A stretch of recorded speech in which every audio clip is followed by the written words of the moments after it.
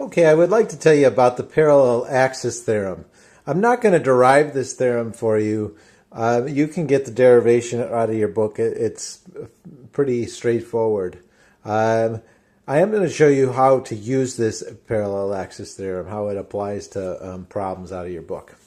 Okay, so the parallel axis theorem helps you solve for the rotational inertias about axes that are not through the center of mass. And so it goes like this. First of all, let's agree where the center of mass of this system is. This is a 2 kilograms, 2 kilograms, 2 kilograms, and 2 kilograms. They're connected by very light rods, and I should have told you that on the last one, that these rods that are connecting these things are extremely light compared to the 2 kilograms. That's why we're ignoring them. Okay, well, the center of mass is right at the center. Since they're all 2 kilograms, it would be right at the center. And I'm going to find the I about this axis. Notice how that goes through the center of mass. So this will be my axis. So it's going to rotate. It's going to rotate like this, about that center of mass.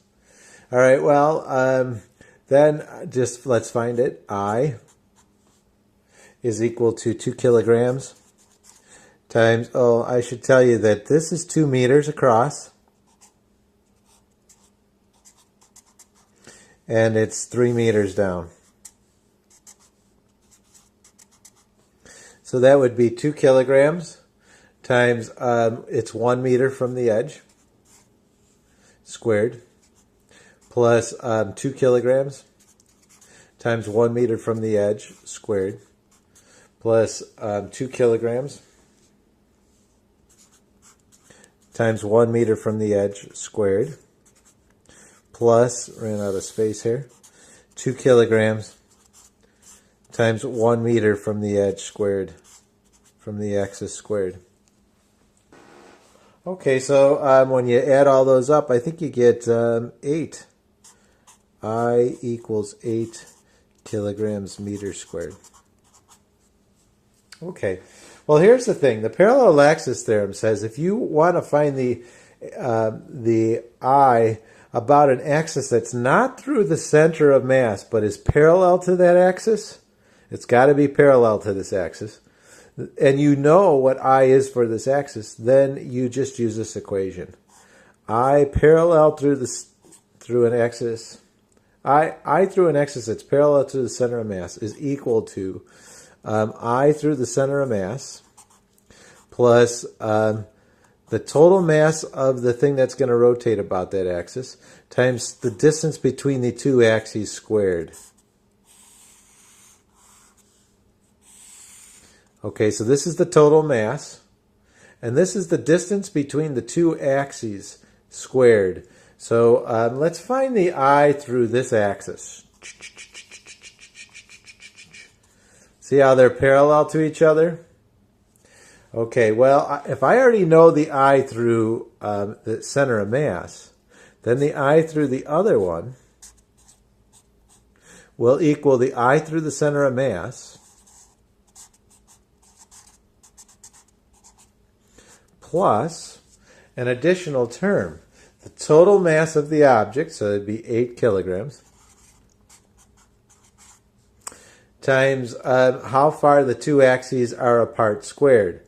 So that would be 1 meter. They're 1 meter apart squared.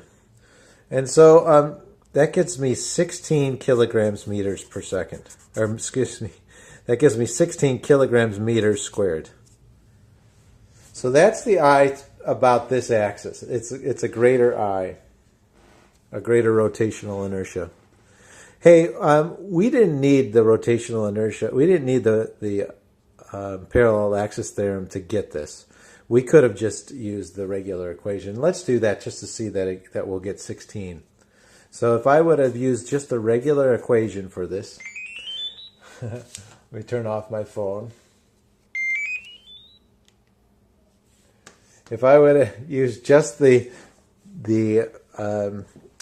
regular formula for this, it would be 2 kilograms times 0 meters per second, or 0 meters squared, because isn't that just right on the axis? plus 2 kilograms times 2 meters squared plus 2 kilograms times 2 meters squared plus 2 kilograms times, again, we're back on the axis with this one, so 0 meters squared. So add them up, 0 plus, this is going to give me 8 and 8, so that's 16.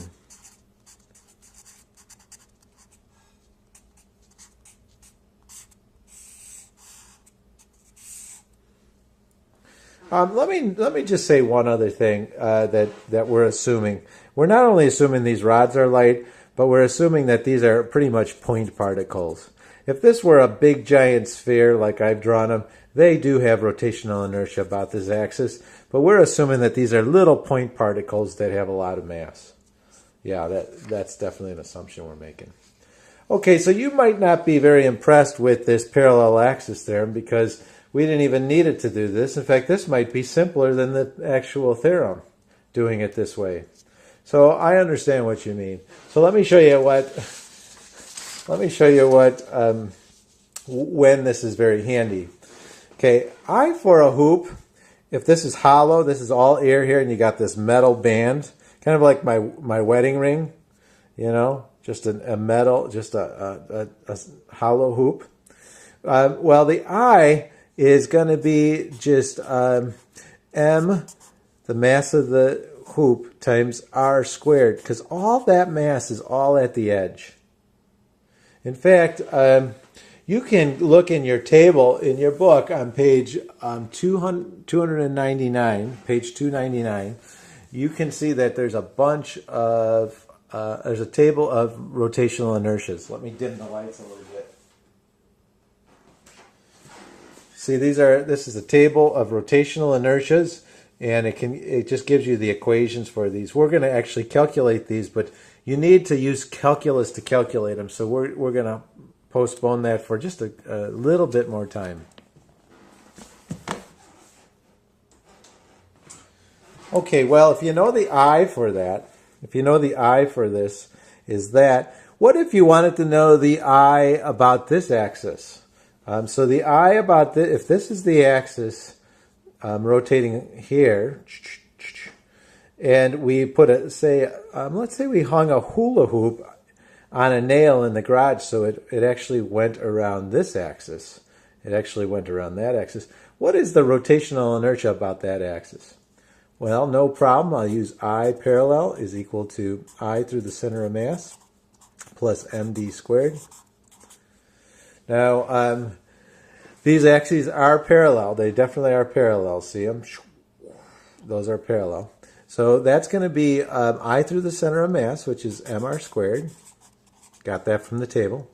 Plus the total mass, m. And the distance between these two axes is r. And we've got to remember to square it. So that gives me 2mr squared. It's twice as big as when you just go about the one axis. Let's get one more done here. If you look in that table, again, you'll see that for a rod going about its center of mass, if it's a very thin rod, the I is going to be equal to 1/12 ml squared, where m is the mass and L is the total length.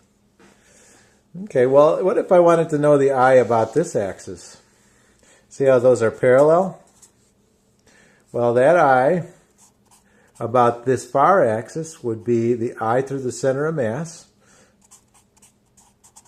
plus md squared. Well, the I through the center of mass is 1/12 ml squared. Oops, I wanted to make that capital. Plus the total mass of the rod, m, times how far these axes are away from each other. So that would be L over 2 squared. So that's going to equal 1/12 ml squared plus, this is going to give me ml squared over 4. If you do that, you'll see that it's 1/3 ml squared.